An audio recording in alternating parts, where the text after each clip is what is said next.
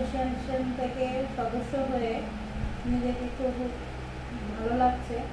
আর কামালউদ্দিন দা ওখানকার সম্পাদক, ওনাকেও ধন্যবাদ জানাই আজকে এরকম সুযোগে মানে সুযোগ করে দেওয়ার জন্য। অনেকদিন ধরে স্বপ্ন ছিল যে আমি ব্লাড ডোনেট করব, আর সেখানে একজন মানুষকে আমি বাঁচার সুযোগ করে দিলাম। ওনার খুব পরিস্থিতি খারাপ, অবশ্যই মানে খুব দরকার রক্তের।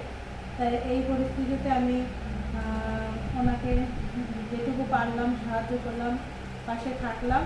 তাই সবাই এগিয়ে আসুন, মানুষ হিসাবে আরেকজন মানুষের পাশে দাঁড়ান।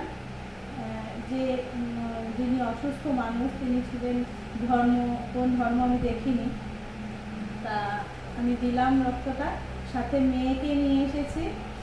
আর চাই যে আগামী দিনে আমার মেয়েও এই সংস্থার সাথে যুক্ত হোক, মানুষের পাশে দাঁড়াক, সমাজের পাশে দাঁড়াক।